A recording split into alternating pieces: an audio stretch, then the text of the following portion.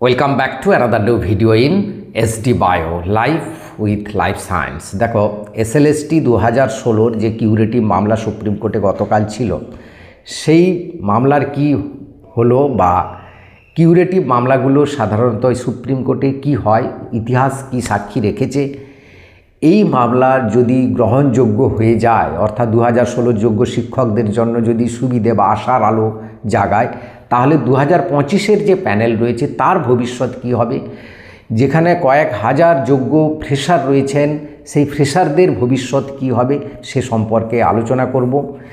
Curative মামলাগুলোর success rate কেমন রয়েছে, যেখান থেকে আমরা একটা ধারণা করতে পারবো এই মামলার নিষ্পত্তি কীরকমভাবে হতে যায়, বা এই মামলার সঙ্গে ডব্লিউবিএসএসসি গ্রুপ সি গ্রুপ ডির প্যানেলের কি কোনো সম্পর্ক রয়েছে কি না, এবং 32,000 প্রাথমিক শিক্ষক নিয়োগের যে মামলা ছিল গতকাল, সেখানে সুপ্রিম কোর্টে খোশ মেজাজে যেভাবে সরকার পক্ষের উকিল আলোচনা করলেন, বা সরকার বদল হবে কি না সেই সম্পর্কেও একটা আলোচনা হয়ে গেল, সেখানে স্পষ্ট ইঙ্গিত দেওয়া হলো সেই ইঙ্গিত।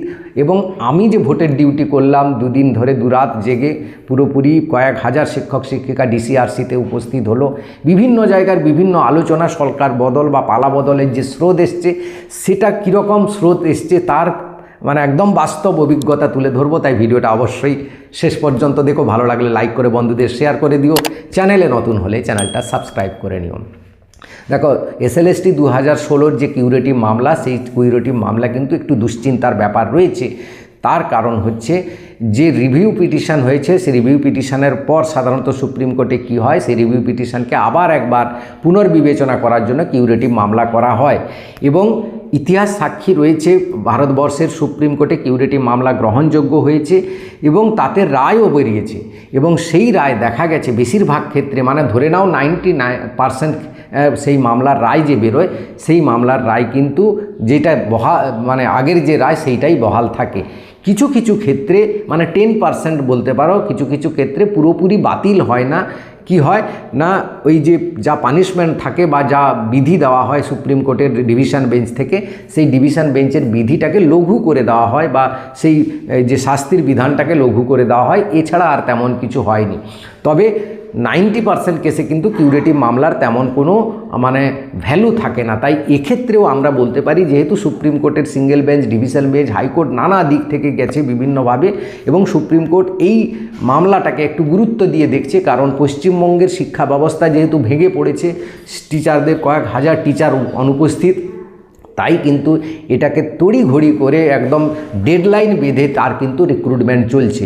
তবে এই কিউরেটিভ মামলার কিন্তু তেমন কোনো ভবিষ্যতের আশা নেই, অর্থাৎ 2016 সালের শিক্ষকদের পক্ষে যাওয়ার আমি কোনো আশা দেখতে পাচ্ছি না। এটা আমার ব্যক্তিগত মতামত জানালাম। হ্যাঁ, হলে যদি হয় একটা জিনিস হবে, 2016 যারা যোগ্য লিস্টেড যারা, সেই লিস্ট তো দেয়নি স্কুল সার্ভিস কমিশন, তাও তবুও যে সিবিএসসি যে আমাদের সিবিআই যে লিস্ট দিয়েছে, সেই লিস্ট ধরে যদি যোগ্য প্রমাণিত হয় তাদেরকে চাকরি ফিরিয়ে দিতে পারে, বা এরকম একটা হতে পারে, বা যার আশা 1%, বাকি 99% কিন্তু যেরকম প্রসেস চলছে প্যানেলের সেরকম প্রসেস চলবে, অর্থাৎ প্যানেল বাতিল হওয়ার কোনো সম্ভাবনা নেই। হতে পারে একটা সম্ভাবনা কি বললাম, যে 2016 যোগ্য শিক্ষকরা জয়েন করে যেতে পারে এবং তাদের পূর্ব যে সার্ভিস কন্টিনিউয়েশন নিয়ে এরকম একটা রায় হলে হতে পারে, কিন্তু এর সম্ভাবনা হচ্ছে 1%। যদি সেটা হয় তাহলে কি 2025 বাতিল হবে? একদমই 25 বাতিল হবে না, কারণ 2025-এর কিন্তু অনেক ফ্রেশারদের জন্য ভ্যাকেন্সি রয়েছে, সেই ভ্যাকেন্সির ফিল আপ হবে, যে প্রসেস চলছে সেই অনগোয়িং প্রসেস চলবে, কারণ এই প্রসেস কিন্তু অনেকটা এগিয়ে গেছে, প্রায় শেষের দিকে, আর 2-3 মাসের মধ্যেই কিন্তু শেষ হয়ে যাবে পুরো প্যানেল বা পুরো রিক্রুটমেন্ট কিন্তু সমাপ্ত হয়ে যাবে।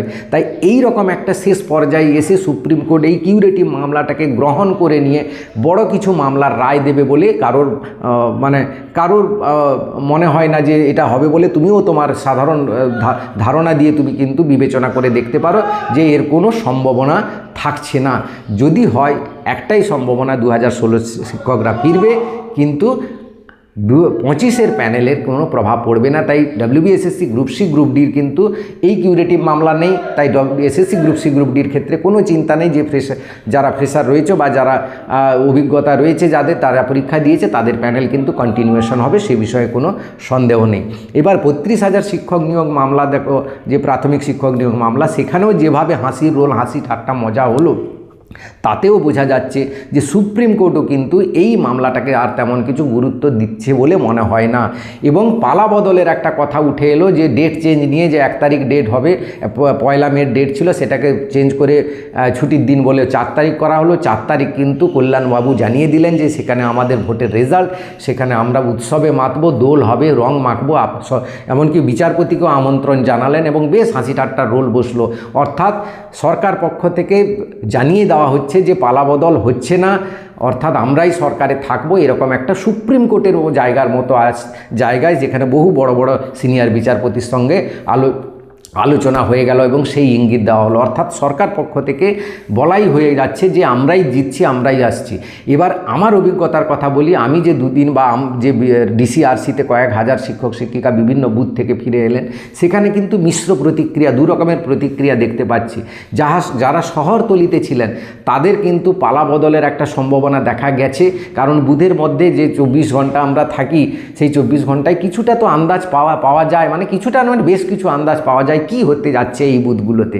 কিন্তু যারা গ্রামের দিকে ছিল তাদের কিন্তু অভিজ্ঞতা আলাদা বলছে, কারণ তারা বলছে মহিলা ভোট এবং যে মুসলিম এরিয়া, যেমন আমার ছিল একটা মুসলিম বেল্টের মধ্যে ছিল, প্রায় 90% মুসলিম এরিয়া ছিল, সেখানে আমি আমাদের যা অভিজ্ঞতা দেখছি, যেগুলো অনেক কিছু বলা যায় না সোশ্যাল মিডিয়াতে, তবুও দেখছি একটা বটম, মানে যে বোতামটা টেপা হয় সেটাকে যে আঙুলে কালি লাগিয়ে টিপসই দিয়েছে, সেই আঙুলটা সেখানে মেরে সেটাকে পুরো কালো করে দিয়েছে বা নীল করে দিয়েছে, মানে বোঝাই যাচ্ছে ভোটটা কোন দিকে দিয়েছে বা 90% ভোট কোথায় পড়ে গেছে।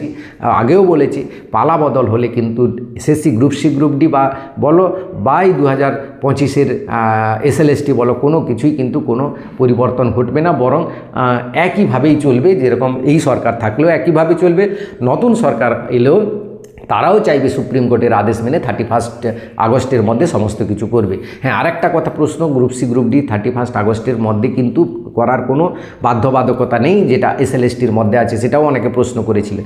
তো এটাও বললাম যে গ্রুপ সি গ্রুপ ডি কিন্তু 31 আগস্টের মধ্যে হবে না, কমপ্লিট করা সম্ভব নয়, এবং এর জন্য সুপ্রিম কোর্ট কোনো সময়সীমা বেঁধে দেয়নি। তো এই ছিল আজকের ভিডিওটা ভালো লাগলে সবাইকে শেয়ার করে দিও, চ্যানেলে নতুন হলে চ্যানেলটা সাবস্ক্রাইব করে নিও। Thank you for watching.